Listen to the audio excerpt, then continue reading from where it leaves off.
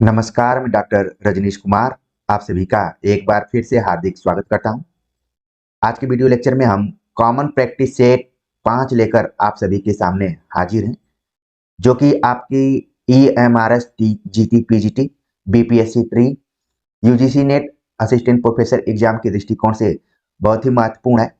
और यहाँ पर आप देख रहे हैं कि हमने EMRS से लेकर BPSC तक के लिए ये मानकर चलने की कोशिश की है कि इस प्रैक्टिस सेट से आप अपने मंजिल के करीब पहुंचते हुए नजर आएंगे, जबकि UGC net assistant professor exam और अन्य प्रवक्ता परीक्षाओं के दृष्टिकोण से यह रिवीजन प्रैक्टिस सेट होगा और कहा जाता है कि कोई काम करने से होगा और जो निःशुल्क है वही जरूरी है।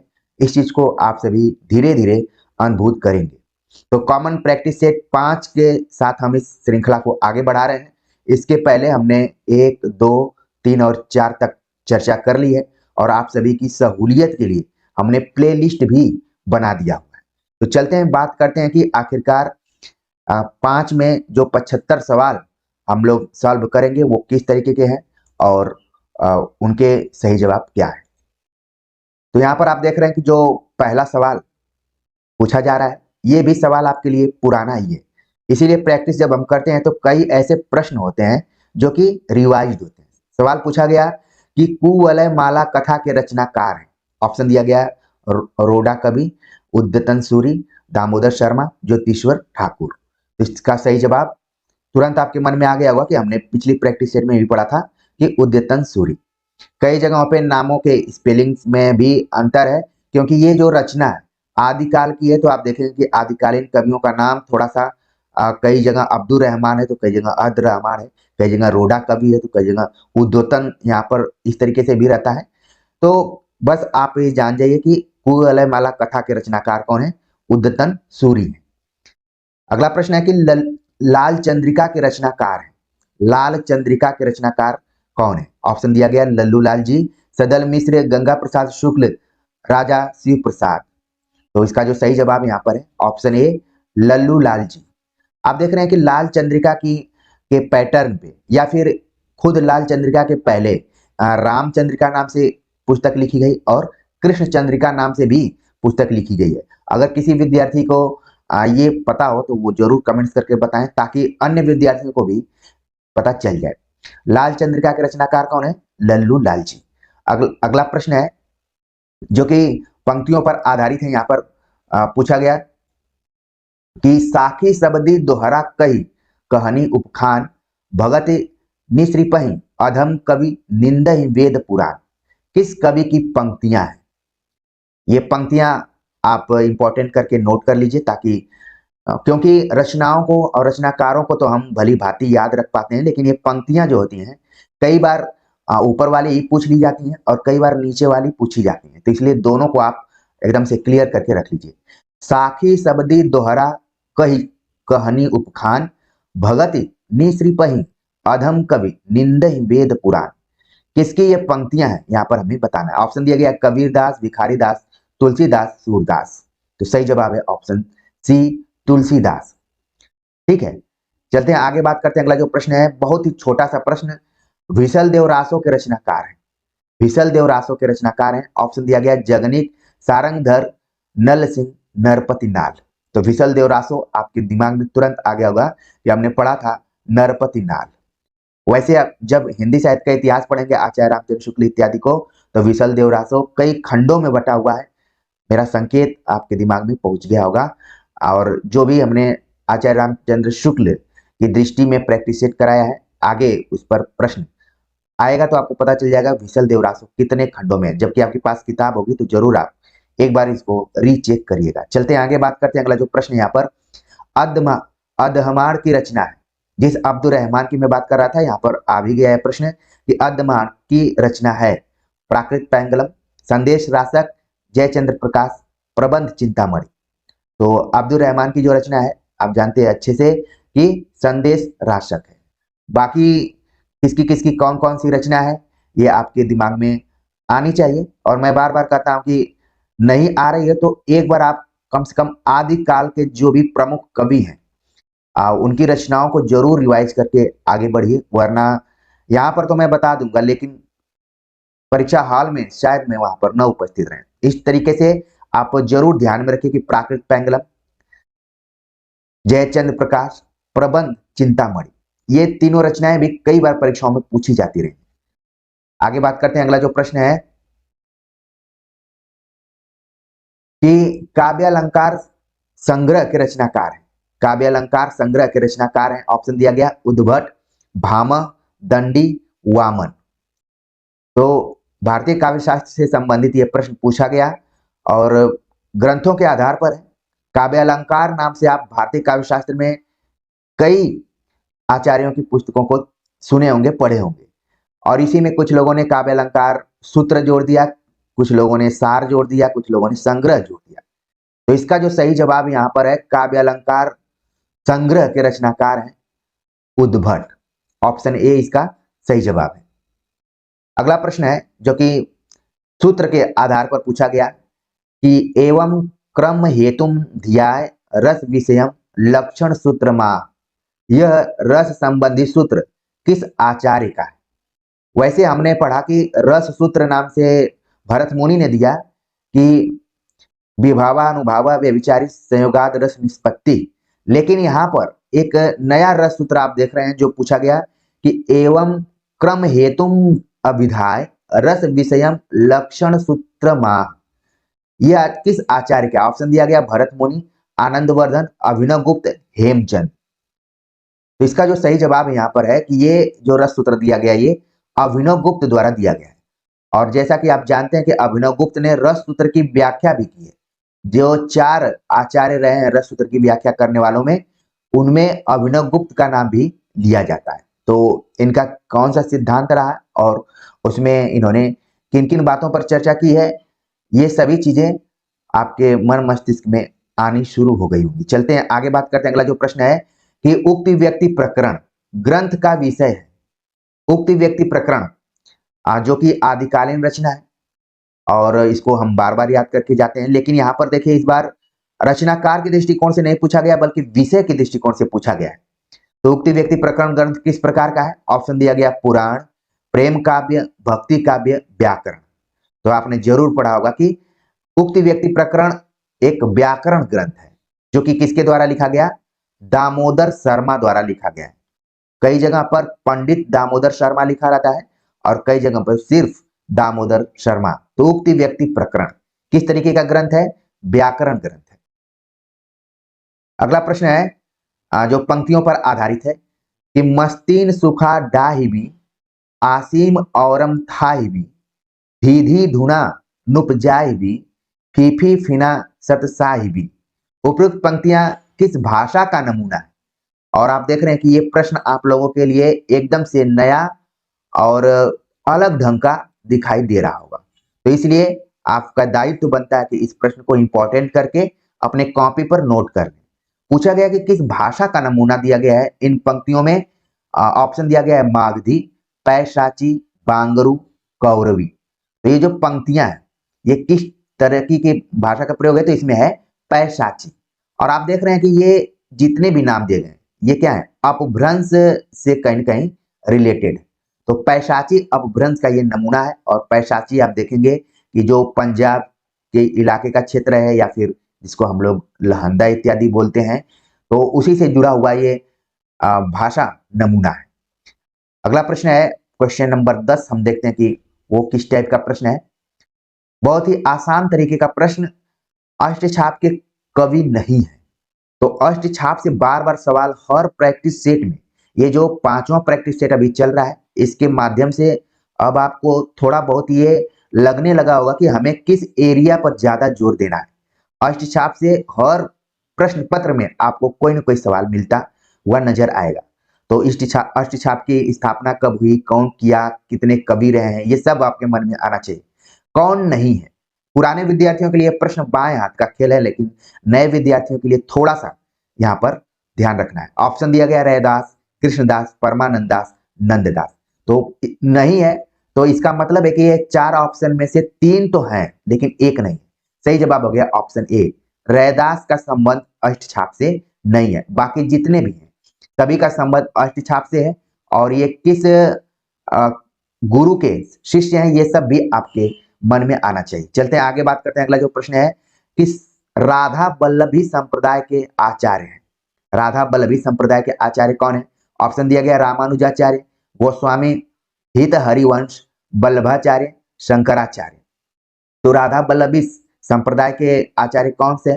तो इसका दिमाग आपके मन में सवाल का उत्तर आना शुरू हो गया होगा। सही जवाब है ऑप्शन बी, गोस्वामी हित हरिवंश। ऐसा माना जाता है कि कृष्ण भक्ति शाखा में सभी कवियों ने कृष्ण को प्रधानता दी, लेकिन ये एक ऐसा संप्रदाय है जिसमें कि राधा को प्रधान माना गया है। ये भी सवाल कई बार घुमाते हुए पूछा जाता है, तो ध्यान में रखिए। आगे बात करते हैं। अगला जो प्रश्न है कि मलिक मोहम्मद जैसी की रचना नहीं है, यानी कि ऑप्शन में 3 ऐसी रचनाएं होंगी जो मलिक मोहम्मद जैसी की होंगी, लेकिन एक रचना ऐसी है जो कि नहीं है। ऑप्शन दिया गया मधुमालती, अखरावट, आखिरी कलाम, पद्मावत। तो इसका जो सही जवाब यहाँ पर है ऑप्शन ए, मधुमालती जो है मलिक मोहम्मद जैसी की रचना नहीं है, बल्कि ये मंझन की रचना है। और अखरावट जैसी की रचना है, आखिरी कलाम जैसी की रचना है, पद्मावत। और ये सभी रचनाएं खास किसी भी चीज के लिए बहुत महत्वपूर्ण है, जैसे जिसमें कि एक में बताया गया कि इसमें वर्णों का जिक्र किया गया है, वर्णमाला का। इसमें बाबर की प्रशंसा की गई है। ठीक है, पद्मावत मलिक मोहम्मद जैसी के यश का एक आधार रहा है। ये सारी चीजें आपके दिमाग में आनी शुरू हो गई होंगी। आखिरी कलाम में ही कयामत का भी वर्णन किया गया है। तो आपने देखा कि भले आप जैसी को अच्छे से न पढ़े हों, लेकिन इस प्रश्न के माध्यम से रिवीजन आपका होना शुरू हो गया होगा। चलते हैं आगे, बात करते हैं। अगला जो प्रश्न यहाँ पर पूछा गया कि नायिका भेद पर आधारित ग्रंथ रसमंजरी के रचनाकार हैं। यानी कि रसमंजरी जो है ये नायिका भेद पर आधारित ग्रंथ है। आमतौर पर आप देखेंगे कि भक्ति काल और रीति काल दोनों में नायिका भेद ज्यादा किया गया है।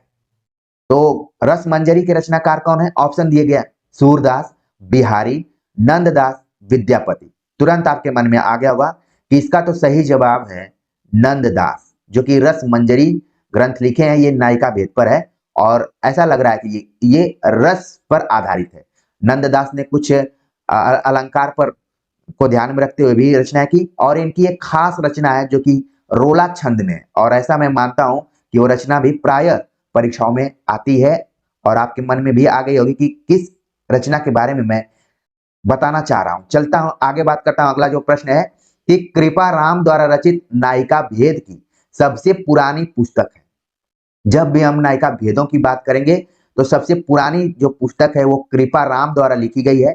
आखिरकार वो पुस्तक कौन है? ऑप्शन दिया गया हित तरंगिणी, श्रुति भूषण, उज्जवल नीलमणि, कर्णाभरण। तो कृपा राम की जो पुस्तक है उसका नाम है ऑप्शन ए, हित तरंगिणी। इसी तरीके से आधुनिक काल में जब आप आएंगे तो एक रचना है हिम तरंगिणी। अगर आप कमेंट्स करके बताएं तो ज्यादा प्रसन्नता होगी कि आप लोग न सिर्फ आदिकाल, भक्तिकाल, रीतिकाल, बल्कि पूरे हिंदी साहित्य पर इस समय कब्जा करने की कोशिश में है या फिर कब्जा कर चुके हैं। साथ में आप व्याकरण भी पढ़ते रहिए, क्योंकि व्याकरण में आपके एग्जाम के आखिरी समय में पढ़ाने की कोशिश करूंगा, क्योंकि वो सब सूत्र पर आधारित होता है, इसलिए थोड़ा सा मैं वक्त लेकर आगे बढ़ूंगा। हिम तरंगिणी जरूर बताइए। लेकिन यहाँ पर देखिए कृपा राम की जो पुस्तक है नायिका भेद पर सबसे पुरानी पुस्तक है, उसका नाम है हित तरंगिणी। चलते हैं आगे, बात करते हैं। अगला जो 15वां नंबर का सवाल है, देखते हैं कि किस तरीके का है। पूछा गया कि कवि कुलकल्पतरु, कवि कुलकल्पतरु के रचनाकार हैं। ऑप्शन दिया गया देव, केशवदास, चिंतामणि, भिखारी दास। तो बहुत ही इजी सवाल, ऑप्शन सी इसका सही जवाब है, चिंतामणि। अगला प्रश्न है कि रीति मुक्त श्रृंगारी कवि नहीं है। रीति मुक्त श्रृंगारी कवि कौन नहीं है? ऑप्शन दिया गया सेनापति, द्विजदेव, आलम, ठाकुर। और इसमें एक नाम जोड़ दीजिए बोधा।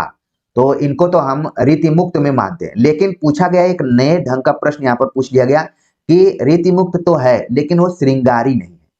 तो इन नामों में आप देख रहे हैं कि सही जवाब है ऑप्शन ए, सेनापति।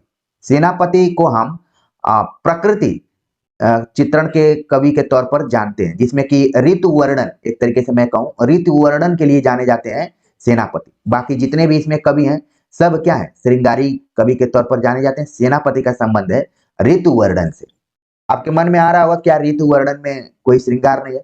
क्योंकि आप देखेंगे कि 12 मासा पद्धति पर आधारित जो ग्रंथ लिखा मलिक मोहम्मद जैसी ने उसमें नागमती वियोग खंड में वियोगग्रस्त तो है। तो यहाँ पर देखिए पूछा गया श्रृंगारी कवि के तौर पर नहीं है, प्रश्न के अनुसार जो नीचे 3 ऑप्शन दिए गए हैं इनके आधार पर ये सही जवाब है। चलते हैं आगे, बात करते हैं। अगला जो प्रश्न है कि नीति कवि दीनदयाल गिरी की रचना नहीं है। दीनदयाल गिरी यानी कि आप जब रीतिकाल पढ़ेंगे तो उसमें नीति परक कुछ कवियों का नाम दिया गया है, उसमें नाम है दीनदयाल गिरी का। इनकी रचना कौन सी नहीं है हमें बताना है। ऑप्शन दिया गया है अनुराग बाग, वैराग्य, दिनेश, विश्वनाथ, नवरत्न, छत्र प्रकाश। तो आपके दिमाग में तुरंत आ गया हो कि हमने छत्र प्रकाश रचना पढ़ी थी, लाल कवि के द्वारा लिखी गई है छत्र प्रकाश। तो इस तरीके से इसका जो सही जवाब हो गया ऑप्शन डी हो गया। बाकी इन तीनों ग्रंथों को जरूर ध्यान में रखिए कि ये ग्रंथ किसके हैं, दीनदयाल गिरी के हैं, जो कि नीति परक कविताएं लिखने के लिए जाने जाते हैं। अगला प्रश्न है कि 8वीं शताब्दी के कवि नहीं है। 8वीं शताब्दी के कवि कौन नहीं है। ऑप्शन दिया गया है सरहपा, हेमचंद्र, शबरपा, स्वयंभू। तो यहाँ पर हमें बताना है कि कौन सा ऐसा कवि है जो 8वीं शताब्दी में नहीं था या उनका जन्म नहीं हुआ था। सही जवाब है ऑप्शन बी, हेमचंद। हेमचंद को 11वीं शताब्दी के आसपास का कवि माना जाता है। तो इस तरीके से सही जवाब हो गया ऑप्शन बी। अगला प्रश्न है कि सखी संप्रदाय को कहा जाता है। सखी संप्रदाय, जब भी संप्रदायों की बात आएगी आपके दिमाग में भक्ति काल जरूर आ जाना चाहिए, क्योंकि भक्ति काल में जहां गुरु शिष्य परंपरा रही है वहीं पर संप्रदायों की भी खूब चर्चा की जाती रही। तो एक तो आपके दिमाग में आना चाहिए कि संप्रदायों से रिलेटेड सवाल आते हैं, परीक्षाओं में खूब आते हैं। सखी संप्रदाय को क्या कहा जाता है। ऑप्शन दिया गया राधा बल्लभ संप्रदाय, हरिदास संप्रदाय, चिंता चिंत्य संप्रदाय और अष्टछाप संप्रदाय। तो इसका जो सही जवाब यहाँ पर है इसको हम हरिदास संप्रदाय भी कहते हैं। सखी संप्रदाय के प्रवर्तक जो थे हरिदास थे, इसीलिए इनको हरिदास संप्रदाय भी कहा जाता है। अगला क्वेश्चन देखते हैं, क्वेश्चन नंबर 20। क्या पूछा गया। पूछा गया कि प्रयोगवाद शब्द का सबसे पहले प्रयोग किस आलोचक ने किया। प्रयोगवाद जब मैं बोल रहा हूं तो आपके मन मस्तिष्क में तुरंत आ गया होगा सन 1943 से लेकर 1951 के बीच अज्ञेय इत्यादि का नाम आपके मन में आने लगा होगा। लेकिन यहां पर जो सवाल पूछा गया कि प्रयोगवाद शब्द का सबसे पहले प्रयोग किस आलोचक ने किया। ऑप्शन दिया गया है नगेंद्र नंद दुलारे वाजपेयी, विजय देवनारायण शाही, रघुवंश। तो इसका जो सही जवाब है ऑप्शन बी है, नंद दुलारे वाजपेयी ने सबसे पहले प्रयोगवाद शब्द का प्रयोग किया था। ऑप्शन बी इसका सही जवाब है। अगला प्रश्न है फोर्ट विलियम कॉलेज। देखिए फिर से फोर्ट विलियम कॉलेज से रिलेटेड क्वेश्चन आ गया और क्वेश्चन में बहुत कुछ बदलाव नहीं है, एकदम वही प्रश्न है कि फोर्ट विलियम कॉलेज की स्थापना कब हुई। ऑप्शंस में कुछ कुछ बदलाव किए गए हैं, 1801, 10, 1800 ईस्वी, 1802 ईस्वी। अब आपके मन में आ गया होगा कि सर इस पे बहुत ज्यादा आपको नहीं बोलना है, हम पहले ही इसको तैयार कर चुके हैं। सही जवाब है ऑप्शन सी, 1800 ईस्वी में हुआ था और बाकी चीजें आप जान रहे होंगे। चलते हैं आगे, बात करते हैं। अगला जो प्रश्न है पूछा गया कि देहरी भई विदेश किस विधा की रचना है। ऑप्शन दिया गया है नाटक, उपन्यास, आत्मकथ्य, संस्मरण। तो देहरी भई विदेश किस तरीके की रचना है ये आत्मकथा के अंतर्गत आती है और इसके जो रचनाकार हैं वो हैं राजेंद्र यादव। राजेंद्र यादव की आत्मकथा देहरी भई विदेश ये विधा के रूप में यहाँ पर पूछा गया। सही जवाब आपने देख लिया। अगला प्रश्न है कि भारोपीय परिवार की भाषा नहीं है। भारोपीय परिवार की भाषा कौन सी नहीं है। ऑप्शन दिया गया है केल्टिक, इतालिक, जर्मनिक या फिर सियोयन। कौन सा ऐसा विकल्प है जो कि भारोपीय परिवार से संबंधित नहीं है। सही जवाब है ऑप्शन डी, सियोयन। जो यहाँ पर नाम दिया गया है ये भारोपीय परिवार से नहीं है, बाकी ऊपर के तीनों जो नाम दिए गए हैं सभी भारोपीय परिवार से संबंधित है। अगला प्रश्न है कि मैथिली का प्राचीनतम उपलब्ध ग्रंथ है। मैथिली का प्राचीनतम उपलब्ध ग्रंथ कौन सा है। ऑप्शन दिया गया है वर्ण रत्नाकर, कीर्तिलता, चर्यापद, ज्ञानेश्वरी। तो यहाँ पर चारों ऑप्शन को देखने के बाद आपके मन में आने लगा होगा कि सही जवाब है ऑप्शन ए, वर्ण रत्नाकर, जो कि मैथिली का सबसे प्राचीनतम ग्रंथ माना जाता है और इसके जो रचनाकार हैं वो भी आपके मन में आ गए होंगे, ज्योतिश्वर ठाकुर। आगे बात करते हैं। अगला जो क्वेश्चन है क्वेश्चन नंबर 25 की पूछा गया है उत्तरायण महाकाव्य के रचनाकार हैं। उत्तरायण महाकाव्य के रचनाकार हैं अयोध्या सिंह उपाध्याय हरिऔध, राम कुमार वर्मा, सियाराम शरण गुप्त, राम नरेश त्रिपाठी। उत्तरायण महाकाव्य के रचनाकार कौन है? तो इसका जो सही जवाब यहाँ पर है ऑप्शन बी, राम कुमार वर्मा द्वारा लिखा गया उत्तरायण महाकाव्य। वैसे आप राम कुमार वर्मा को एकांकियों में ज्यादातर पढ़े होंगे और इनकी आलोचनात्मक पुस्तक भी है, लेकिन इन्होंने एक महाकाव्य भी लिखा जिसका नाम है उत्तरायण। अगला प्रश्न है कि आधुनिक आर्य भाषाओं के वर्गीकरण के अनुसार पूर्वी समुदाय की भाषा नहीं है। आधुनिक आर्य भाषाओं का अगर वर्गीकरण देखें तो उसमें पूर्वी समुदाय में कौन सी भाषा नहीं? ऑप्शन दिया गया उड़िया, मराठी, बिहारी, बंगला। तो कौन सा ऐसा ऑप्शन है जो कि इसका सही जवाब है? सही जवाब है ऑप्शन बी, मराठी जो है वो पूर्वी समुदाय की भाषा नहीं है। बाकी जितनी भी भाषाएं यहाँ पर हैं, चाहे उड़िया हो गई, बिहारी हो गई, बांग्ला, ये तीनों का संबंध किससे है? पूर्वी समुदाय से है। आपके मन में आने लगा होगा कि आखिरकार मराठी किससे है, तो आप भौगोलिक दृष्टिकोण से देखिए कि मराठी का इलाका किधर है। अगला प्रश्न है, हिंदुस्तानी शब्द यूरोप के लोगों की देन है, यह किसका कथन है? इंपॉर्टेंट करके इसको नोट कर लीजिए। ये भी एक तरीके से अलग तरीके का प्रश्न है कि हिंदुस्तानी शब्द यूरोप के लोगों की देन है, किसका कथन है? ऑप्शन दिया गया गार्सद तासी, शिव सिंह सेंगर, ग्रियर्सन, रामचंद्र शुक्ल। तो विकल्प में रामचंद्र शुक्ल तो हैं, लेकिन इस बार इस प्रश्न का सही जवाब हो गया ऑप्शन सी, ग्रियर्सन का यह मानना है कि हिंदुस्तानी शब्द यूरोप के लोगों की देन है। ठीक है, तो इसका सही जवाब यहां पर क्या हो गया? वो है ग्रियर्सन।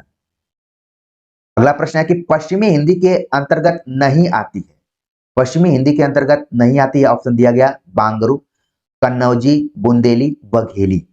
तो तुरंत आपका दिमाग काम करना शुरू कर दिया होगा कि आखिरकार हमने बहुत पढ़ लिया, पश्चिमी हिंदी, पूर्वी हिंदी, राजस्थानी हिंदी, सभी हिंदी, लेकिन कौन सी पश्चिमी हिंदी के अंतर्गत नहीं है? सही जवाब है ऑप्शन डी, बघेली जो है पश्चिमी हिंदी के अंतर्गत नहीं है। बाकी जितने भी नाम दिए गए वो सब किसके अंतर्गत हैं? पश्चिमी। और बघेली किसके अंतर्गत आ गया? वो है पूर्वी हिंदी के अंतर्गत। और मैं बार बार आप लोगों को एक सूत्र देता हूं, ABC, अवधी, बघेली और छत्तीसगढ़ी का संबंध पूर्वी हिंदी से है। पश्चिमी हिंदी की कौन कौन सी बोलियां हैं, सब आपने देख लिया। अगला प्रश्न है कि मार्क्सवादी आलोचक नहीं है, नहीं पे हमें जोर देना है और पढ़ना है ऑप्शन। मार्क्सवादी आलोचक नहीं है रामविलास शर्मा, नामवर सिंह, शिवदान सिंह चौहान, विजय देवनारायण शाही। कौन इसमें है जो कि मार्क्सवादी आलोचक के तौर पर नहीं जाने जाते हैं? तो सही जवाब हो गया ऑप्शन डी, विजय देवनारायण शाही जो है वो मार्क्सवादी आलोचक नहीं है। बाकी जितने भी नाम यहाँ पर आप देख रहे हैं, रामविलास शर्मा, नामवर सिंह, शिवदान सिंह चौहान, इन तीनों में एक कॉमन चीज ये है कि इन्होंने आलोचना पत्रिका का संपादन किया था। आपके मन में तुरंत आना चाहिए कि आलोचना पत्रिका का वर्तमान में, जब हम 2023 में इस वीडियो को बना रहे हैं, तो संपादक कौन है? अगला प्रश्न है क्वेश्चन नंबर 30, पूछा गया कि काव्यादर्श ग्रंथ के रचनाकार है। काव्यादर्श ग्रंथ के रचनाकार कौन है? ऑप्शन दिया गया दंडी, वामन, रुद्रट, भामा। तो काव्यादर्श काफी फेमस ये ग्रंथ, सही जवाब है ऑप्शन ए, दंडी द्वारा लिखा गया है काव्यादर्श। अगला प्रश्न है कि आचार्य कुंतक काव्य शास्त्र में किस संप्रदाय के प्रवर्तक माने जाते हैं? बहुत ही इजी तरीके के प्रश्न है, लेकिन परीक्षाओं में आप जानते हैं कि 100 प्रश्न है तो उसमें से लगभग 60 से 65 प्रश्न आपको इजी ही मिलेंगे। बाकी जितने भी प्रश्न यहाँ पर बच रहे हैं वही क्या होते हैं, थोड़े से पेपर के लेवल को कठिन बनाते हैं। तो ये सब प्रश्नों को भी आपको ध्यान में रखना है कि कुंतक किस संप्रदाय से जुड़े हुए थे। ऑप्शन दिया गया औचित्य, वक्रोक्ति, ध्वनि रीति। सही जवाब हो गया ऑप्शन बी, वक्रोक्ति। लेकिन वक्रोक्ति से रिलेटेड एक सवाल आता है कि कुंतक ने इसके कुल कितने भेद किए, जबकि एक प्रैक्टिस सेट में हमने उन भेदों पर बात की हुई है। आगे बात करते हैं। अगला जो प्रश्न है, हिंदी में लोक जागरण की अवधारणा किस आलोचक की है? हिंदी में लोक जागरण की अवधारणा किस आलोचक द्वारा दी गई है? ऑप्शन दिया गया रामविलास शर्मा, शिवदान सिंह चौहान, प्रकाश चंद्र गुप्त, राहुल साकृत्य। तो यहां पर इसका जो सही जवाब है ऑप्शन ए है, रामविलास शर्मा ने लोक जागरण की अवधारणा की चर्चा की है। रामविलास शर्मा से रिलेटेड एक और सवाल आता है कि हिंदी जाति की अवधारणा की शुरुआत किसने की या फिर किसने दी है? ये भी है, और लोक जागरण, दोनों को ध्यान में रखना है कि दोनों का संबंध है रामविलास शर्मा से। अगला प्रश्न है जो कि पंक्तियों पर आधारित है, भेजे मन भावन के उद्धव के आवन की सुधि, ब्रज गावन मैं पावन जबै लगी, उपरोक्त पंक्तियां किस काव्य कृति की है? भेजे मन भावन के उद्धव के आवन की, सुधि ब्रज गावन में पावन जबह लगी। किस काव्य से ये पंक्तियां ली गई हैं? रस कलश, गंगावतरण, उद्धव शतक, भ्रमर गीत। तो चारों ऑप्शन आप देख रहे हैं कि कहीं ना कहीं कृष्ण से जुड़ी हुई है, उद्धव से जुड़ी हुई है, गोपियों से जुड़ी हुई है। तो इसका जो सही जवाब यहाँ पर है ऑप्शन सी, उद्धव शतक। मान लीजिए आपको ये पंक्ति बिल्कुल समझ में नहीं आ रही थी कि किसकी है, तो थोड़ा सा आप अपने लक पे और IQ लेवल दोनों को ध्यान में रखते हुए इसका सही जवाब बता सकते हैं। सही जवाब हो गया उद्धव शतक। अगला प्रश्न है कि जादुई यथार्थवाद यानी मैजिक रियलिज्म शब्द का सबसे पहले प्रयोग किसने किया? जादुई यथार्थवाद का सबसे पहले प्रयोग किसने किया? ऑप्शन दिया गया है फ्रांज काफ्का, फ्रेंज रो, कामू, सार्त्र। तो जब भी जादुई यथार्थवाद की बात आएगी तो सबसे पहला जो नाम आएगा वो है फ्रेंज रो। सही जवाब है ऑप्शन बी। आगे बात करते हैं क्वेश्चन नंबर 35 के ऊपर कि 35 किस तरीके का प्रश्न है। पूछा गया है कि बौद्ध गान वो दोहा का संपादन किसने किया है? और यह प्रश्न हमने आचार्य रामचंद्र शुक्ल की दृष्टि में हिंदी साहित्य के इतिहास पर जब चर्चा कर रहे थे तो पूछा था वहां पर, और यह भी आपको एक नई जानकारी बताया था कि यह किस अक्षर में लिखा गया है। बौद्ध गान वो दोहा का संपादन किसने किया? ऑप्शन दिया गया राहुल साकृत्यायन, सूर्यकांत शास्त्री, प्रबोध चंद्र बागजी, हर प्रसाद शास्त्री। तो इसका जो सही जवाब है यहाँ पर ऑप्शन डी है, हर प्रसाद शास्त्री ने बौद्ध गान वो दोहा का संपादन किया हुआ है। अगला प्रश्न है कि दोहा या दूहा किस भाषा का लोकप्रिय छंद रहा है? दोहा या दूहा किस भाषा का लोकप्रिय छंद रहा है? ऑप्शन दिया गया है पाली, प्राकृत, अपभ्रंश, अवधि। तो जब आप आचार्य रामचंद्र शुक्ल का इतिहास ग्रंथ पढ़े होंगे तो तुरंत बता देंगे कि ये किस भाषा का लोकप्रिय ग्रंथ रहा है। सही जवाब इसका है ऑप्शन सी, अपभ्रंश का लोकप्रिय ग्रंथ रहा है दोहा या दूहा। आगे चलकर कबीर, रहीम के दोहे भी काफी फेमस रहे। अगला प्रश्न है कि शंकर शेष द्वारा रचित नाटक नहीं है। शंकर शेष द्वारा रचित नाटक कौन सा नहीं है? ऑप्शन दिया गया कोर्ट मार्शल, एक और द्रोणाचार्य, घरौदा, अरे मायावी सरोवर। तो कौन सा ऐसा नाटक है जो शंकर शेष द्वारा नहीं लिखा गया है? तो इसका जो सही जवाब है आपके मन में आना शुरू हो गया कि ऑप्शन ए, कोर्ट मार्शल, जो कि स्वदेश दीपक द्वारा लिखा गया है, और यहाँ पर सही जवाब हो गया यही। बाकी ये तीनों नाम दिए गए हैं सब शंकर शेष द्वारा लिखे गए नाटक है। अगला प्रश्न है कि नई कहानी आंदोलन चलाने वाले लेखक नहीं है। नई कहानी आंदोलन से जुड़े हुए बहुत सारे लेखकों का नाम आता है, और जिन तीनों का नाम आता है यहाँ पर वो तीनों नाम दिए गए, हमें बताना कि कौन सा नहीं है। तो सही जवाब यहाँ पर देखिए, ऑप्शन पढ़ देता हूं, राजेंद्र यादव, गंगा प्रसाद बिमल, कमलेश्वर मोहन राकेश। तो कौन नहीं है इसमें? सही जवाब हो गया ऑप्शन बी, गंगा प्रसाद बिमल का संबंध नई कहानी आंदोलन से नहीं है। बाकी राजेंद्र यादव, कमलेश्वर मोहन राकेश, इनको हम कई बार त्रयी के नाम से भी जानते हैं। देखिए यहाँ पर सवाल तो सीधे सीधे पूछ लिया गया, लेकिन पूछा जा सकता है कि नई कहानी आंदोलन के त्रयी में कौन शामिल नहीं है। तो इसका भी वही जवाब होगा। बाकी आप त्रयियों को जरूर ध्यान में रखिए। तो सही जवाब हो गया ऑप्शन बी। अगला प्रश्न है कि प्रभा खेतान की आत्मकथा है। प्रभा खेतान की आत्मकथा है, ऑप्शन दिया गया एक कहानी यह भी, पिंजरे की मैना, अन्या से अनन्या, हादसे। तो प्रभा खेतान की रचना आत्मकथा कौन सी है? सही जवाब हो गया ऑप्शन सी, अन्या से अनन्या। ये भी रचना खूब परीक्षाओं में पूछी जाती है। बाकी एक कहानी यह भी, मनु भंडारी, हादसे जो कि यूजीसी नेट के पाठ्यक्रम में भी लगा हुआ है, रमणिका गुप्ता। आप सब कमेंट्स करके बताइए कि पिंजरे की मैना, पिछले प्रैक्टिस सेट में ये क्वेश्चन आ चुका था, ये इसके रचनाकार कौन है? आगे बात करते हैं क्वेश्चन नंबर 40 के ऊपर कि किस तरीके का प्रश्न है। पूछा गया कि पहला गिरमिटिया उपन्यास के लेखक हैं। पहला गिरमिटिया उपन्यास के लेखक कौन है? ऑप्शन दिया गया अभिमन्यु अनंत, विष्णु प्रभाकर, गिरिराज किशोर, श्रीलाल शुक्ल। तो पहला गिरमिटिया उपन्यास के लेखक कौन है? सही जवाब है ऑप्शन सी, गिरिराज किशोर। आज जबकि गिरमिटियों को ध्यान में रखते हुए अभिमन्यु अनंत ने एक उपन्यास लिखा जिसका नाम है लाल पसीना। और बड़े संयोग की बात है कि अभिमन्यु अनंत को इस विकल्प में मैं जब देख रहा हूं तो मुझे अपने वो जेएनयू का कमरा नंबर 19 याद आ रहा है, जहां पर इनको हमने साक्षात रूप से देखा था, एक प्रोग्राम में आए हुए थे। तो पहला गिरिमिटिया का सही जवाब तो हो गया गिरिराज किशोर। चलते हैं आगे, बात करते हैं। अगला जो प्रश्न है कि अब कृतियों के प्रकाशन वर्ष से रिलेटेड प्रश्न आ गए, तो थोड़ा सा ऐसे प्रश्नों में वक्त भी लगता है और धैर्य की भी जरूरत पड़ती है। थोड़ा सा मैं इसको छोटा कर लेता हूं जिससे कि पूरा ऑप्शन आपको दिखाई पड़ जाए। अभी भी पूरा ऑप्शन नहीं दिख रहा है, ठीक है। चलते हैं, देखते हैं पूरे ऑप्शन को। यहाँ पर पूछा गया कि निम्नांकित कृतियों का प्रकाशन वर्ष के क्रमानुसार सही अनुक्रम क्या है। कृतियां दी गई हैं, कृतियां पहले ध्यान में रखिए, और जैसे कृतियों को पढ़ेंगे आपके मन में इनके लेखकों का नाम भी आना चाहिए। साकेत एक अध्ययन, सीढ़ियों पर धूप में, सच्ची समालोचना, इतिहास तिमिरनाशक। न सिर्फ ये प्रकाशन वर्ष के दृष्टिकोण से महत्वपूर्ण है, बल्कि वन लाइनर आप देखेंगे उनके दृष्टिकोण से भी ये बहुत ही महत्वपूर्ण कृतियां हैं। अब इनका क्रम क्या है ये हमें बताना है यहाँ पर। तो सही मायने में इसका जो यहाँ सही जवाब है वो है, आप देख रहे हैं कि ऑप्शन सी। पहले है इतिहास तिमिरनाशक जिसका प्रकाशन हुआ 1873 ईस्वी में।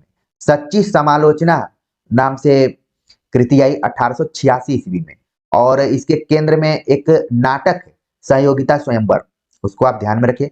साकेत एक अध्ययन नाम से पुस्तक आई 1960 ईस्वी में, और सीढ़ियों पर धूप में ये भी 1960 ईस्वी में। तो इस तरीके से जो सही जवाब यहाँ पर है कि इतिहास तिमिरनाशक जिस ऑप्शन में सबसे पहले रहेगा वही ऑप्शन क्या होगा, सही हो जाएगा। तो इस तरीके से ऑप्शन सी इसका सही जवाब है। अगला प्रश्न है, भगवती चरण वर्मा के निम्नांकित उपन्यासों का प्रकाशन वर्ष के अनुसार सही अनुक्रम क्या है। तो भगवती चरण वर्मा के उपन्यासों को जरूर आप एग्जाम के पहले एक बार रिवाइज करके जाइए। तो यहाँ पर देखिए नाम दिया गया है, टेढ़े मेढ़े रास्ते, चित्रलेखा, सामर्थ्य और सीमा, भूले बिसरे चित्र। और ये सब केवल क्रम के अनुसार ही महत्वपूर्ण नहीं है, बल्कि आप देख रहे हैं कि ये सब वन लाइनर, बार बार मैं बोल रहा हूँ कि वन लाइनर के लिए भी महत्वपूर्ण है। तो सबसे पहले जो यहाँ पर आप देखेंगे कि क्रम में आने वाला है वो है ऑप्शन सी। इसका यहाँ पर ऑप्शन आप देखें, सबसे पहले जो इसमें उपन्यास आएगा वो है ऑप्शन बी। सबसे पहले क्या है, चित्रलेखा 1934 ईस्वी में, टेढ़े मेढ़े 1948 में, भूले बिसरे चित्र 1959 ईस्वी में इसका प्रकाशन हुआ, सामर्थ्य और सीमा इसका प्रकाशन हुआ 1962 ईस्वी में। तो इस तरीके से सही जवाब हो गया ऑप्शन बी, चित्रलेखा, टेढ़े मेढ़े रास्ते, भूले बिसरे चित्र, सामर्थ्य और सीमा। ये सब किसके उपन्यास रहे, भगवती चरण वर्मा के। अगला प्रश्न क्वेश्चन नंबर 43 हम देखते हैं कि क्या है। यहाँ पर रघुवीर सहाय की कृतियों का प्रकाशन वर्ष पूछ लिया गया है। रघुवीर सहाय की कृतियों का प्रकाशन वर्ष बताना हमें। कृतियां दी गई हैं, आत्महत्या के विरुद्ध, हंसो हंसो जल्दी हंसो, लोग भूल गए हैं, कुछ पते कुछ चिट्ठियां। तो इसको भी आपको वन लाइनर के दृष्टिकोण से भी ध्यान में रखना है। अब देखा जाए तो इसका जो सही जवाब यहाँ पर है, चारों ऑप्शन में वही नाम दिया गया है घुमाकर, सही जवाब है इसका ऑप्शन ए, आत्महत्या के विरुद्ध, जो प्रकाशित हुआ सन 1967 ईस्वी में। हंसो हंसो जल्दी हंसो 1975 में इसका प्रकाशन हुआ। लोग भूल गए हैं इसका प्रकाशन हो गया 1982 ईस्वी में। कुछ पते कुछ चिट्ठियां इसका प्रकाशन हुआ 1989 ईस्वी में। तो सही जवाब हो गया ऑप्शन ए। अगला प्रश्न है, अज्ञे से रिलेटेड आ गया कि अज्ञे के निम्नांकित कहानी संग्रहों का प्रकाशन वर्ष के अनुसार सही अनुक्रम क्या है। नाम दिया गया है परंपरा, शरणार्थी, विपथगा, अमर वल्लरी। तो इसमें हम देखते हैं कि सही क्रम कौन सा है। सही क्रम है ऑप्शन डी, पहले है विपथगा, परंपरा, शरणार्थी, अमर वल्लरी। विपथगा का जो प्रकाशन वर्ष रहा 1937 रहा, परंपरा 1940, शरणार्थी 48 और अमर वल्लरी का प्रकाशन हुआ 1955 ईस्वी में। ठीक है, तो इस तरीके से आप इनके प्रकाशन वर्ष को भी ध्यान में रख सकते हैं और क्रम को भी ध्यान में रख सकते हैं। अगला प्रश्न आ गया रामविलास शर्मा से रिलेटेड इनकी कृतियों से, कि रामविलास शर्मा की कृतियों का प्रकाशन वर्ष के अनुसार सही अनुक्रम कौन सा है। नाम दिया गया विराम चिन्ह, भाषा, साहित्य और संस्कृति, प्रगति और परंपरा, भाषा, युगबोध और कविता। ये प्रश्न अनुक्रम के दृष्टिकोण से तो महत्वपूर्ण है ही, बाकी वन लाइनर के दृष्टिकोण से भी महत्व। इसका जो यहाँ पर सही जवाब है ऑप्शन बी है कि सबसे पहले प्रगति और परंपरा, भाषा, साहित्य और संस्कृति, योग बोध और कविता, विराम चिन्ह। ठीक है, तो यहाँ पर जो सही जवाब हो गया ऑप्शन बी है। तो प्रगति और परंपरा 1948 में इसका प्रकाशन हुआ और दिया गया है कि जो भाषा, साहित्य और संस्कृति, ये जो देख रहे हैं नाम लंबा लंबा यहाँ दिया हुआ है, ये तीनों क्या है, एक ही है। इसका जो प्रकाशन वर्ष हुआ 1949 ईस्वी में। भाषा, युग बोध और कविता, इसका जो प्रकाशन हुआ 1981 ईस्वी में। विराम चिन्ह नाम से प्रकाशन हुआ 1985 में। विराम चिन्ह कई बार पूछा जाता रहा है, इसको नोट कर लीजिए आप। तो इस तरीके से सही जवाब हो गया ऑप्शन बी। अगला प्रश्न है क्वेश्चन नंबर 46, जो कि विद्या निवास मिश्र के निबंध संग्रहों पर आधारित है। विद्या निवास मिश्र के निबंध संग्रहों का प्रकाशन वर्ष के अनुसार सही क्रम बताना है। कदम की फूली डाल, तुम चंदन हम पानी, तमाल के झरोखे से, शेफाली झर रही है, यहाँ पर शेफाली होना चाहिए था, शेफाली झर रही है। ठीक है, तो कौन सा क्रम है इसमें जो कि सही है, हमें बताना है। सही जवाब ऑप्शन ए है, कदम की फूली डाल, जो कि 1956 ईस्वी में प्रकाशित हुई। तुम चंदन हम पानी, काफी फेमस निबंध इनका, और इसका जो प्रकाशन हुआ है 1957 में। तमाल के झरोखे से, इसका जो प्रकाशन हुआ 1981 ईस्वी में। और शेफाली झर रही है, इसका जो प्रकाशन हुआ 1987 ईस्वी में। इस तरीके से जो सही जवाब हो गया ऑप्शन ए हो गया। अगला प्रश्न, शरद जोशी के व्यंग्य निबंधों का प्रकाशन वर्ष के अनुसार सही क्रम क्या है, इसको हमको बताना है। शरद जोशी, तो रचनाएं दी गई हैं, राह किनारे बैठ, यत्र तत्र सर्वत्र, हम भ्रष्टन के भ्रष्ट हमारे तिलिस्म। तो इसका जो यहाँ पर सही जवाब है ऑप्शन सी, इसका सही जवाब है। पहले है हम भ्रष्टन के भ्रष्ट हमारे, राह किनारे बैठ, तिलस्म, यत्र तत्र सर्वत्र। तो इसका अगर हम देखें प्रकाशन वर्ष के दृष्टिकोण से तो 1971 में हम भ्रष्टन वाला प्रकाशन हुआ। इसके बाद प्रकाशन हुआ 1972 में राह किनारे बैठ, तिलस्म का प्रकाशन हुआ 73 में, और यत्र तत्र सर्वत्र का प्रकाशन हुआ सन 2000 ईस्वी में। तो इस तरीके से इसका जो सही जवाब हो गया ऑप्शन सी हो गया। अगला प्रश्न, नेमीचंद जैन की रचनाओं का प्रकाशन वर्ष के अनुसार सही क्रम क्या है। नेमीचंद जैन, जैसे ही मैंने नाम लिया आपके मन में सप्तक का दौर आ गया होगा कि आखिरकार किस सप्तक में थे। लेकिन यहाँ पर इनकी जो रचनाएं दी गई वो काफी इंपॉर्टेंट है। प्राय ये वन लाइनर में पूछी जाती है। मैं बार बार आप लोगों को इंडिकेट कर रहा हूं इसलिए कि आप इन प्रश्नों को स्किप करके आगे न बढ़े, क्योंकि देखने में ये प्रश्न एक है लेकिन इसमें एक से अधिक प्रश्न छिपे हुए हैं। कौन से इनकी रचना का जो प्रकाशन वर्ष सही है, नाम दिया गया रंग दर्शन, तीसरा पाठ, अधूरे साक्षात्कार, जनांतिक। तो इसका जो यहाँ पर सही जवाब है वो है ऑप्शन सी। पहले है अधूरे साक्षात्कार, रंग दर्शन, जनांतिक, तीसरा पाठ। अब अगर इसके प्रकाशन वर्ष को देखें तो अधूरे साक्षात्कार जो था 1966 में, इसके बाद रंग दर्शन भी 1966 में हुआ। तो आप देख रहे हैं कि ये क्लैश कर जाता, अगर रंग दर्शन भी पहले हो उसके बाद अधूरा साक्षात्कार हो तो भी सही हो सकता था, लेकिन अभी क्रम देखिए यही चल रहा है। इसके बाद जो जनांतिक है 1981 ईस्वी में लिखा गया, और तीसरा पाठ 1998 ईस्वी में लिखा गया। तो इस तरीके से सही जवाब हो गया ऑप्शन सी। आगे बात करते हैं, अगला जो प्रश्न है प्रश्न नंबर 49, राही मासूम रजा के उपन्यासों का प्रकाशन वर्ष के अनुसार सही क्रम क्या है। राही मासूम रजा, नाम दिया गया आधा गांव, टोपी शुक्ला, दिल एक सादा कागज, असंतोष के दिन। तो तमाम आपने उपन्यासों का नाम पढ़ा होगा इसमें, लेकिन एक नया उपन्यास मुझे यहाँ पर दिखाई पड़ रहा है, असंतोष के दिन, राही मासूम रजा का। तो हमें बताना है कि इसमें सही अनुक्रम कौन सा है। इसका सही जवाब है ऑप्शन ए ही, पहले आधा गांव है, टोपी शुक्ला, दिल एक सादा कागज, असंतोष के दिन। तो इनके प्रकाशन वर्ष कैसे कैसे कब कब हुए।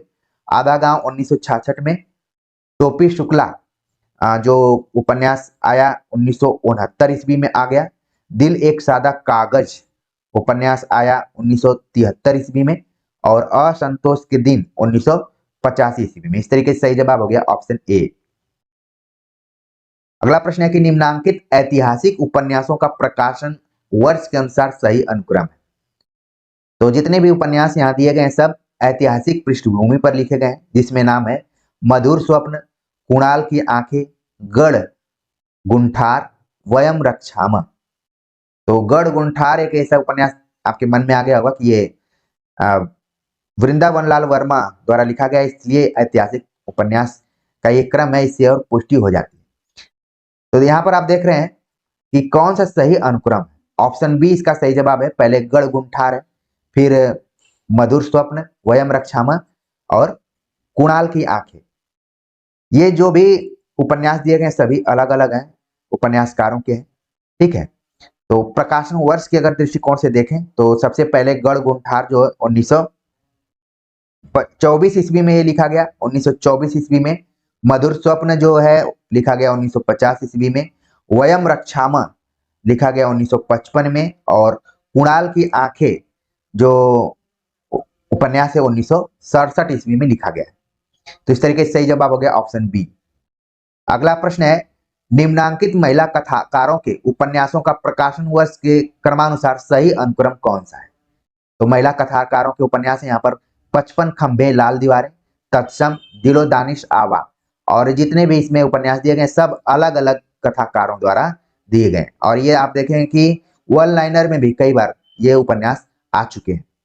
तो अगर देखा जाए इसका जो सही जवाब है ऑप्शन ए है, 55 खंभे लाल दीवारें। ये इस उपन्यास का जो प्रकाशन हुआ वो हुआ 1961 ईस्वी में। तत्सम जो उपन्यास आया 1983 में। दिलो दानिश नाम से जो उपन्यास आया, ये उपन्यास आया 1993 ईस्वी में।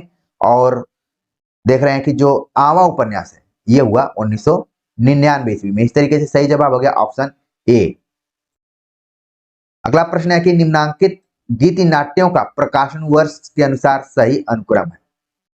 न सिर्फ हम केवल प्रश्न को हल कर रहे हैं बल्कि जो ऑप्शन में रचनाएं दी गई हैं वो किस प्रकार की रचनाएं हैं उससे भी हम भली भांति परिचित हो रहे हैं।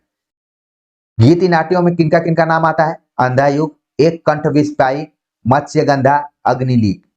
ये जो नाम दिए गए हैं सब किस तरीके के हैं? गीति नाट्य। और ये सभी अलग अलग रचनाकारों के हैं। तो कौन सा इसमें सही जवाब है? सही जवाब है ऑप्शन डी, मत्स्यगंधा, अंधा युग, एक कंठ विस्पाई, अग्निलीक। अब देखा जाए तो इनका प्रकाशन वर्ष कब रहा है? 1937 ईस्वी में मत्स्यगंधा लिखा गया, 1954 ईस्वी में अंधायुग, एक कंठ विस्पाई जो लिखा गया 1963 ईस्वी में, और अग्निलीक जो लिखा गया 1976 ईस्वी में। तो इस तरीके से सही जवाब हो गया ऑप्शन डी। अगला प्रश्न है यहाँ पर पूछा गया कि निम्नांकित दलित लेखकों की आत्मकथाओं का प्रकाशन वर्ष के अनुसार सही अनुक्रम क्या है? दलित लेखकों की आत्मकथाओं का नाम यहां पर दिया गया। तो नाम दिया गया तिरस्कृत, हादसे, जूठन, मुर्दहिया। ये 4 नाम दिए गए और हमें बताना है कि सही इसका अनुक्रम क्या है। तो सही जवाब है ऑप्शन सी, पहले है जूठन, फिर तिरस्कृत, हादसे, मुर्दहिया। ठीक है। तो यहां पर हम प्रकाशन वर्ष अगर इसको देखते हैं कि इसका प्रकाशन वर्ष कब कब है, तो 1997 में लिखा गया जूठन। तिरस्कृत लिखा गया है 2002 ईस्वी में। हादसे नाम से जो कृति आई 2005 ईस्वी में, और मुर्दहिया जो आई है वो 2010-11 में आई हुई थी। ठीक है। तो यहां पर इसका जो सही जवाब हो गया ऑप्शन सी है। अब देखिए यूजीसी नेट की तैयारी अगर जो विद्यार्थी कर रहे हैं और इस लेक्चर को अपना मानते हुए देख रहे हैं तो बहुत अंतर नहीं है, बस अब ऑप्शंस में धीरे धीरे अंतर होने शुरू हो गए हैं। थोड़ा सा ऑप्शन को खींच कर लंबा बनाया जा रहा है।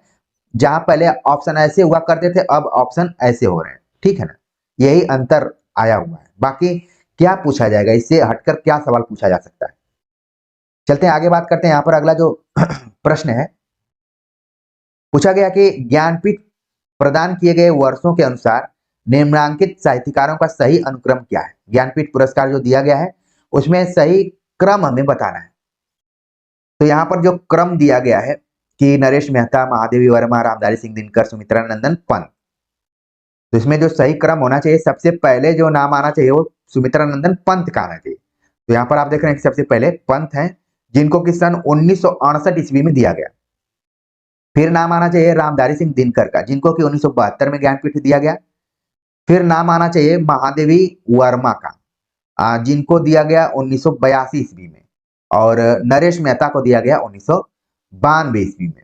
तो इस तरीके से देखिए, ये जो आंसर यहाँ दिया गया है ये अभी आधा सही है, पूरा ये आंसर सही नहीं है। लेकिन क्योंकि हम प्रैक्टिस सेट कर रहे हैं तो इस तरीके के प्रश्न प्राय परीक्षा में कुछ आ जाते हैं जिनके ऑप्शंस में कुछ गड़बड़ियां होती हैं। लेकिन हमारा ये लक्ष्य है कि आप परिचित हो जाएं कि कौन कब कब पुरस्कार पाया हुआ है। ठीक है, तो अभी तक इसका आंसर जो आप मान सकते हैं कि सी आंसर है। अगर नरेश मेहता पीछे महादेवी वर्मा से लिख दिए जाते तो पूरा आंसर हो जाता। अगला प्रश्न है कि महिला रचनाकारों के निम्नांकित कहानी संग्रहों का प्रकाशन वर्ष के अनुसार सही अनुक्रम क्या है?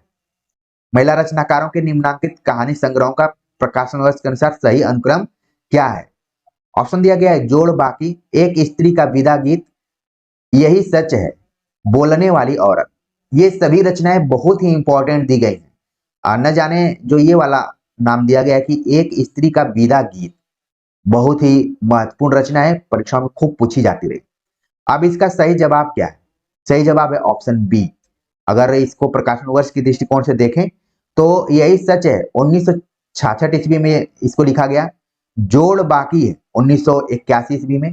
एक स्त्री का विदा गीत नाम से जो कहानी 1983 ईस्वी में प्रकाशित हुई। बोलने वाली औरत सन 2000 ईस्वी में। और आप देख रहे हैं कि एक लिमिटेशन इसमें दिखा जा रहा है कि यूजीसी नेट के पाठ्यक्रम में भी लिखा है कि सन 2000 ईस्वी के अंदर के ही रचनाओं को हम पूछेंगे। तो यहां तक वो अपने बाउंड्री लाइन तक पहुंच जा रहे हैं। सही जवाब है ऑप्शन बी।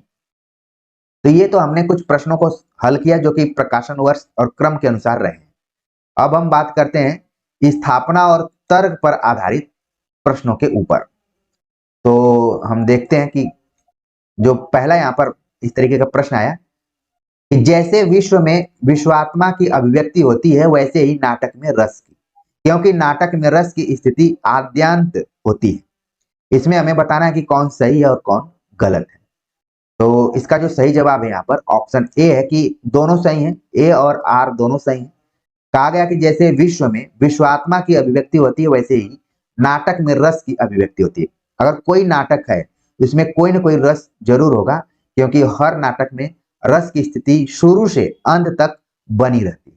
तो सही जवाब हो गया ऑप्शन ए। अगला प्रश्न है, आगे देखते हैं क्वेश्चन नंबर 57। क्या पूछा गया? पूछा गया कि छायावाद के संबंध में मान्यता है कि किसी कविता के भावों की छाया यदि कहीं अन्यत्र जाकर पड़े तो उसे छायावादी कविता कहना चाहिए, क्योंकि छायावादी कविता अन्योक्ति से अधिक नहीं है। अब यहां पर हमें बताना है कि कौन सही है और कौन गलत है।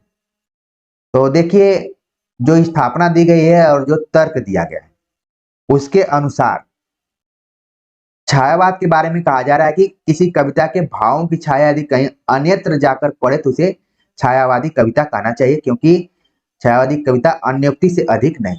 तो स्थापना और तर्क दोनों क्या है? सही है। ये माना जाता है कि जो छायावादी कविता है ये इसमें लक्षणा शैली का प्रयोग किया जाता है और सीधे सीधे बात न करके अन्योक्ति और वक्रोक्ति का उपयोग किया जाता है। तो सही जवाब हो गया ऑप्शन डी। अगला प्रश्न है, जिस प्रकार आत्मा की मुक्तावस्था रस ज्ञान दशा कहलाती है उसी प्रकार हृदय की यह मुक्तावस्था रस दशा कहलाती है। इसी हृदय की इसी मुक्ति साधना के लिए मनुष्य की वाणी जो शब्द विधान करती आई है उसे कविता कहते हैं। तो पहले तो तुरंत आपके मन में होगा कि ये आचार्य रामचंद्र शुक्ल का कथन है। आगे है कि क्योंकि कविता मनुष्य की चेतना को अनासक्त बनाती है। तो इसमें हमें बताना है कि कौन सही है और कौन गलत है। ठीक है, तो इसमें देखिए बताया गया, पहला तो जो स्थापना दिया गया ये बिल्कुल सही है। इसके आधार पर बताया जा रहा है कि कविता मनुष्य की चेतना को अनासक्त बनाती है। ये कथन क्या है? ये कथन गलत है। बाकी स्थापना सही है, कथन गलत है। अनासक्त नहीं बनाती है बल्कि आसक्त करती है। ठीक है, चेतना को आसक्त करती है। इस तरीके से सही जवाब हो गया ऑप्शन बी। अगला प्रश्न है कि शास्त्रीय सिद्धांत परिवर्तनशील है उनका युगानुकूल पुनराख्यान होना चाहिए, क्योंकि शास्त्रीय सिद्धांतों का युगानुकूल पुनराख्यान न होने से उनका महत्व बना रहता है। तो स्थापना दी गई है और तर्क दिया गया है, इन दोनों के आधार पर हमें सही उत्तर तक पहुंचना है। तो इसमें बताया गया कि शास्त्रीय सिद्धांत परिवर्तनशील है, उनका युगानुकूल पुनराख्यान होना चाहिए, ये सही है। और कहा गया कि शास्त्रीय सिद्धांतों का युगानुकूल पुनराख्यान न होने से उनका महत्व बना रहता है, ये क्या है? गलत है। इस तरीके से सही जवाब हो गया ऑप्शन बी। एक तरफ कहा जा रहा है कि पुनराख्यान होना चाहिए, दूसरी तरफ कहा जा रहा है कि नहीं होने से उनका क्या महत्व बना रहा है, ये गलत है। अगला प्रश्न देखते हैं, अगला जो स्थापना और तर्क पर आधारित है। पूछा गया कि सर्वभूत को आत्मभूत करके अनुभव करना ही काव्य का चरम लक्ष्य है, क्योंकि साहित्यकार लोक सत्ता को न स्वीकार करके सिर्फ व्यक्ति सत्ता को स्वीकार करता है। अब इसमें हमें बताना है कि क्या सही है और क्या गलत है। तो ऊपर तो बताया गया कि सर्वभूत को आत्मभूत करके अनुभव करना एक काव्य का चरम लक्ष्य है, ये सही है। और यहाँ पर बताया गया कि साहित्यकार जो है केवल लोक सत्ता को नहीं स्वीकार करता है, व्यक्ति सत्ता को स्वीकार करता है, ये गलत है। इस तरीके से इसका जो सही जवाब हो गया ऑप्शन सी इसका सही जवाब है। तो आप देख रहे हैं कि अभी जो हम 4-5 प्रश्नों को हल किए हैं उसमें एक ही पैटर्न पर उत्तर सही हो रहा है। तो प्रैक्टिस करने का मतलब ये भी है कि आप वहां पर देखिए कि पिच किस तरीके का व्यवहार कर रही है, क्या ये फास्टर के लिए बनी हुई है, स्पिनर के लिए बनी हुई है, या फिर सपाट है, किस तरीके की पिच है। तो आप देख रहे हैं कि पिच जो है उस पर किसी तरीके की बॉल फेंकिए वो सीधे ही निकल रही है। चलते हैं आगे बात करते हैं। अगला जो प्रश्न है, पूछा गया कि भक्ति में लेन देन का भाव नहीं होता, क्योंकि लेन देन का भाव स्वार्थ की जमीन पर प्रतिष्ठित होता है। अब इसमें हमें बताना कि कौन सही और कौन गलत है। तो ये दोनों कथन और तर्क दोनों सही है। तो इस तरीके से ऑप्शन डी इसका सही जवाब हो गया।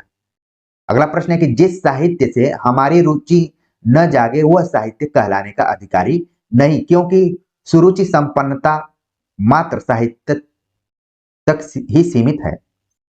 तो यहाँ पर देखिए एक तरफ स्थापना और तर्क दिया गया है और पूछा जा रहा है कि क्या है।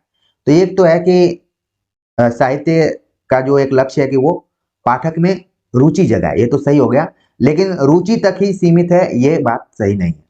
जैसे आप पढ़ेंगे मुक्तिबोध की रचना, तो ऐसा नहीं है कि आपको वो रुचिकर बहुत लगेगी, बहुत कठिन रहती है, लेकिन साहित्य में उसका बहुत महत्व भी है। तो सही जवाब हो गया ऑप्शन ए। ठीक है, चलते आगे बात करते हैं। अगला जो प्रश्न है यहाँ पर क्वेश्चन नंबर 63, क्या पूछा जा रहा है इसमें देखते हैं। पूछा गया कि रचना जीवन का अर्थ विस्तार करती है, तो भावक तथा आलोचक रचना का अर्थ विस्तार करता है, क्योंकि रचना में जीवन का संचित अनुभव निहित होता है। इसमें हमें बताना है क्या सही है क्या गलत है। तो कहा गया कि रचना जीवन का अर्थ विस्तार करती है, तो भावक या पाठक, भावक मतलब पाठक, और आलोचक रचना का अर्थ विस्तार करता है। ये बात क्या हो गई?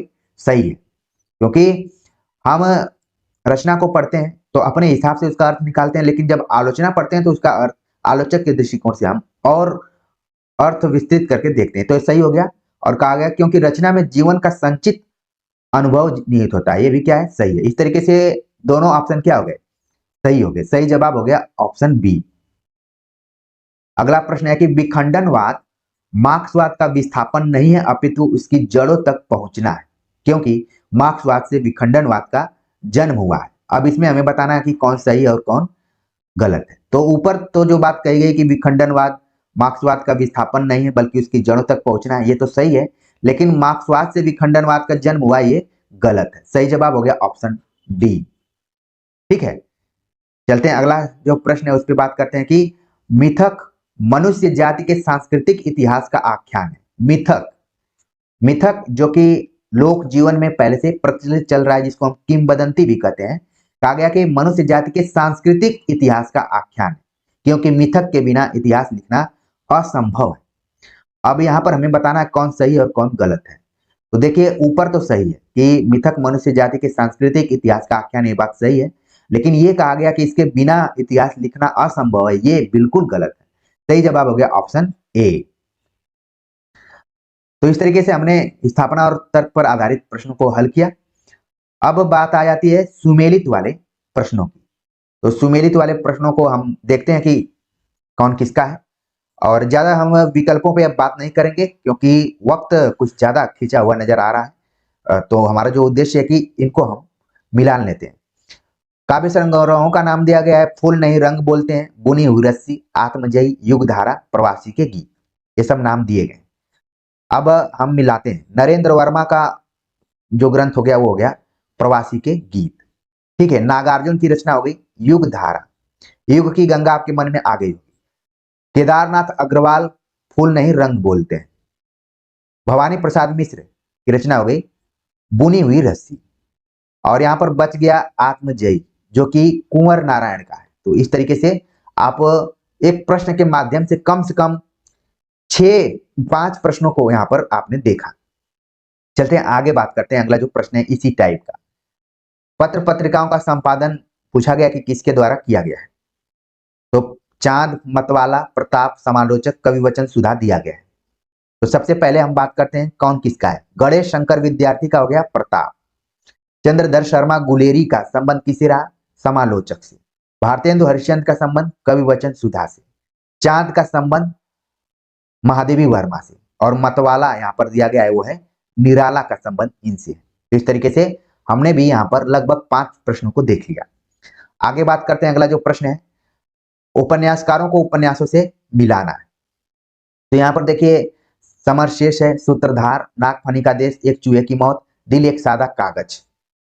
तो हमें मिलाना है संजीव सूत्रधार, बदिउजमा नाम से जो उपन्यास लिखा गया एक चूहे की मौत, राही मासूम राजा, इसी प्रैक्टिस सेट में ये उपन्यास आया हुआ था। और यहाँ पर दिया गया है अमृत राय, नागफनी का देश। तो इस तरीके से आपने सभी उपन्यासकारों को देख लिया। समर शेष है, ये किसका उपन्यास है, इसको आप कमेंट्स करके बताइए। जो हमारे गंभीर विद्यार्थी हैं वो जरूर कमेंट्स करेंगे, ऐसी मैं उम्मीद करता हूं। अगला प्रश्न है क्वेश्चन नंबर 69, देखते हैं। यहां पर पूछा गया कि आलोचना है, आलोचना और आलोचकों के साथ मिलाना है। आलोचना ग्रंथों को आलोचकों के साथ मिलाना है। तुलसीदास, महावीर प्रसाद द्विवेदी और हिंदी नवजागरण, हिंदी साहित्य के 80 वर्ष, भाषा और संवेदना। तो यहाँ पर आप देख रहे हैं कि जितने भी आलोचना ग्रंथ दिए गए बहुत ही इंपॉर्टेंट है। तुलसीदास का संबंध किससे है, माता प्रसाद गुप्त से। महावीर प्रसाद द्विवेदी और हिंदी नवजागरण ये हो गए रामविलास शर्मा। हिंदी साहित्य के 80 वर्ष शिवदान सिंह चौहान।